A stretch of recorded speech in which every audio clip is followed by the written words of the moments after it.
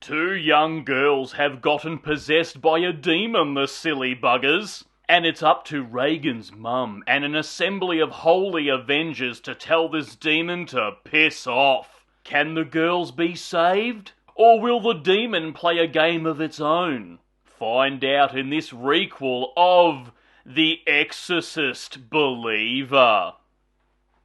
Hello there, you loose innards, and welcome back to another episode of Spicy Boy Reviews. I'm, of course, your host, Andrew Iles. That's right, it's a month of Halloween, and we have a new Exorcist movie, The Exorcist Believer. Here, directed by David Gordon Green, who gave us the latest Halloween trilogy. We meet young Angela. She lives with her single doting father, who lost his wife in a horrible accident in Haiti, and she was mortally wounded. However, Angela survived in the womb. She's all grown up now with questions about who her mother actually was, and she befriends a girl at school by the name of Catherine, who comes from a super religious family. Angela wants answers. She wants to connect with her mother in the afterlife. Unfortunately, her and Catherine don't have a severed hand covered in graffiti, so they decide to sneak off after school, go into a forest, and do a seance which can only go well. But things don't go well. The girls end up missing, sending their parents into a panic. It's not until 3 days later where the girls resurface in a barn, and they figured they were only missing for a few hours.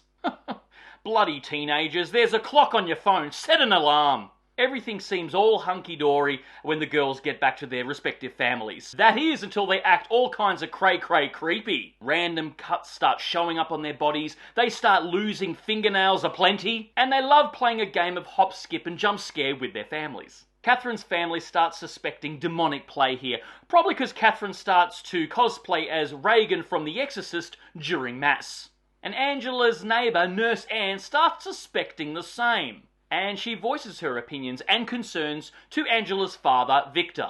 But Victor's having none of it! That is until Nurse Anne hands Victor a book written by Reagan's mum, pretty much spelling out that she's been through this whole scenario before. So Ellen Burstall rocks up for about 10 minutes to have a good old chinwag with Victor over a glass of scotch. You know, talking about possession, Reagan's experiences many years earlier, and the patriarchy.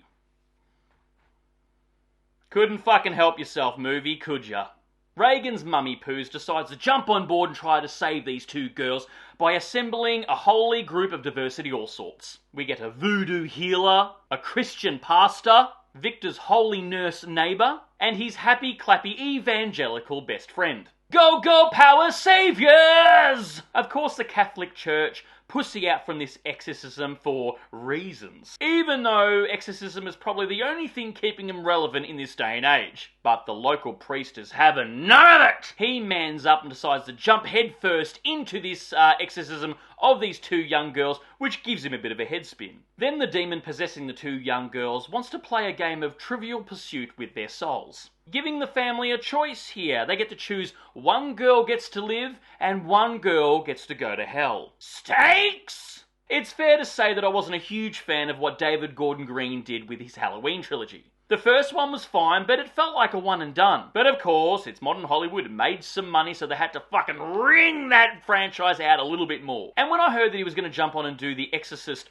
requel, I was a little bit skeptical. Honestly, I think the first half of this film is pretty bloody good. It's a slow burn, introducing us to the characters and their lifestyle, and then when the missing person mystery happens, it was quite captivating. The subtle hints of possession when the girls return back to their families was quite good, I thought. We get a little bit of unsettling imagery here and there, one particular moment which was quite good. There was one really cool unsettling image, or scenario if you will, that I was really invested in. I was like, if the film's going to go down that road, then I'm fucking in. And the scene was almost identical to a little snippet out of Insidious. I wish we had more of that in this film, you know, subtlety. Like the first half of the film, a lot of scenes just played out really long. Almost a love letter back to Exorcist 3 in a way. It was building tension in a certain few scenes, and it did keep the jump scares down to a bloody minimum, thank God. But of course, the second half of the film, the climax was full-blown CGI Bukkake party possession tropes. I did, however, like the ultimatum the demon gave to the families. You know, one girl gets to survive and one girl gets to go to hell, like a sacrifice, if you will. And it's up to the families to choose. That seems very much something a fucking demon would do. However, the film does sort of wrap up in a kind of positive light. Don't want to spoil anything, but there was one little scenario in the climax that left me with a heavy sense of melancholy. One particular character made a stupid, dumb choice, and if you really think about it, you're like, that's fucked. But it's a horror film. Nothing has to be wrapped up all nice and neat and tidy. Thought the makeup effects were pretty good too, nice and subtle. You might say they were very effective.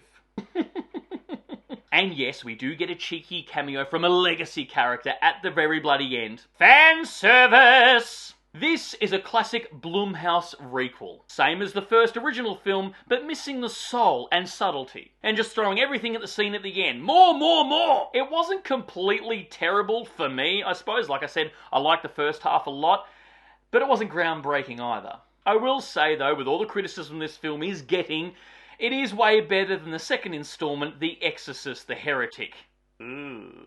Anyway, guys, that's my cheeky little review of The Exorcist Believer. Yeah, it wasn't great, but fuck, what do you expect from David Gordon Green and Blumhouse? Anyway, guys, write down below if you've seen it, if you're excited about seeing it and what your thoughts on it, but more importantly, what is your favourite exorcism film? And of course, if you've made it this far into the episode, please give me a thumbs up because your love and support keeps me going because I just love movies, and I assume you do as well. And of course, don't forget to hit that subscribe icon because I give it an episode weekly, and I'll see you back here next week for the next review, and until then, stay spooky, kids.